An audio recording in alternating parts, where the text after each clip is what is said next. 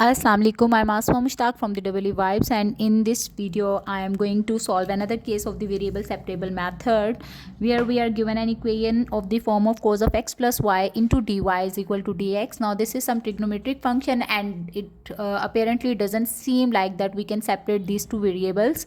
So we need to adopt an other technique according to which we will perform the substitutions of these variables. So whenever you will have the case when it apparently seems that you can't actually separate the variables, you can actually make the substitutions of the variables. So I will assume that x plus y is equal to another variable z, and now let's just differentiate this whole equation with respect to x, and you can see what will happen. So d by dx into z, and the derivative of x with respect to x is equal to 1, plus you will have dy by dx, and on the right hand side it becomes dz over dx. Fine. And from here you can also find the value of dy by dx, which is equal to dz by dx, then minus 1.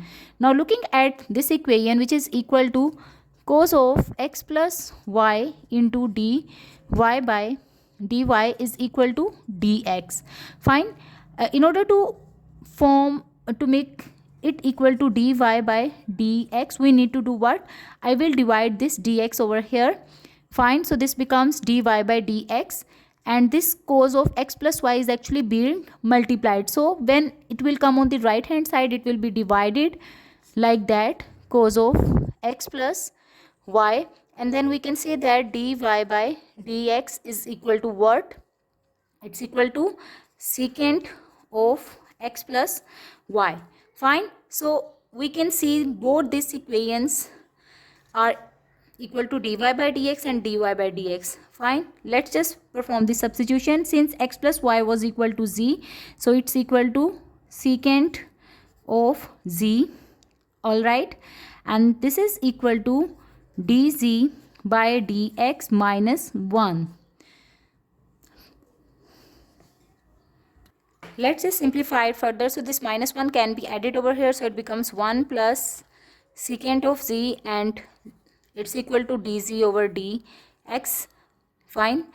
And what we need to do, we need to take the derivative of x and its terms on one side, and the derivative of z with its function on the other side. So what I can do, since the derivatives should always be present in the numerator, so that's why this dz will remain on the right hand side, while we need to shift this dx on the left hand side. So it becomes dx is equal to 1 over 1 plus secant of z into dz.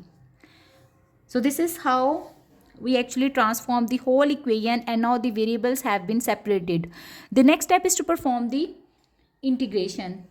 Okay, and we can do it how? Let's just perform further changes. So this becomes dx is equal to 1 over 1 plus 1 over cos of z. Why I'm actually making the transformation? Just to make the integration little bit easier. Otherwise we don't have direct integration of 1 plus secant of z. So we will see how it works. So this dx is equal to, when we'll take the LCM, it becomes 1 divided by cos of z, and this multiplies over here, so it becomes cos of z plus 1 into d of z. And further, dx is equal to cos of z divided by cos of z plus 1 into dz. From the first lecture, if you remember, we can also write this fraction whenever we have the two terms in the numerator and denominator and both have the equal power, then we can also split it like 1 minus 1 over cos of z plus 1 into dz. These both expressions are same. You can verify it by yourself as well. All right. Now we don't have even the direct integration for this, and let's just make further changes.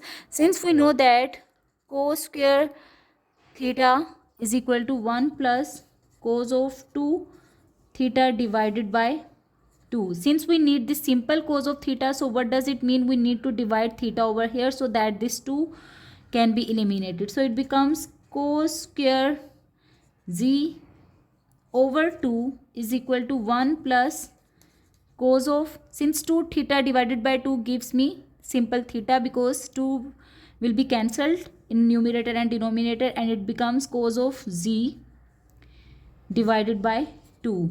Fine.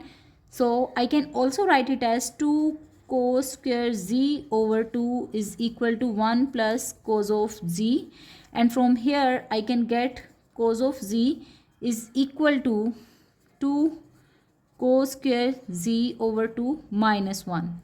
Let's just substitute the value in the denominator. So it becomes dx is equal to, what I have 1 minus, then 1 over cos of z is actually equal to 2 cos square z divided by 2, and then minus 1 and plus 1 from the previous expression into dz.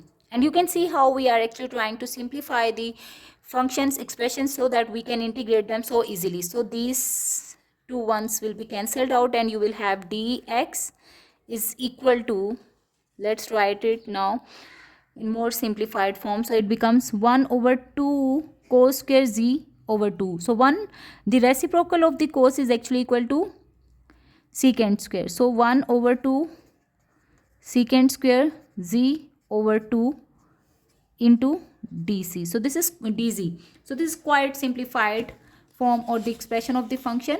The last step is just to integrate it now. Let's do it. So we have to integrate dx, which is equal to 1 minus 1 over 2 secant square z over 2 into dz, and this is actually equal to 1 minus 1 over 2.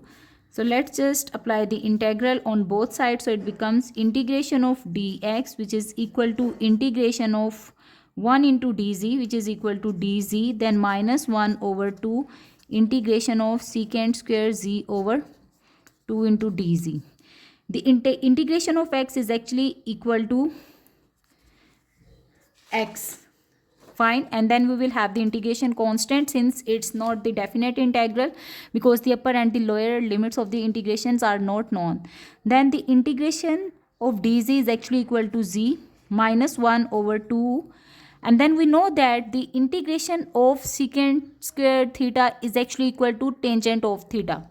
Fine. So what I will write it as tangent of theta over 2, and then what we have to do, we have to actually divide with the derivative of this. So when we will divide the integration of 1 over 2, derivative of 1 over 2, it becomes 1 over 2.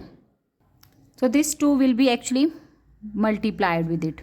Alright, so we will have x plus c is equal to z minus, this 2 will be cancelled out, and you will have tangent of theta over 2. Fine.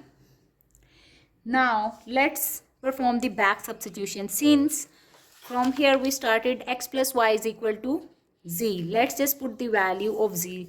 Z is equal to x plus y. So x plus c as it is, z is equal to x plus y, and also this is actually z variable, not the theta.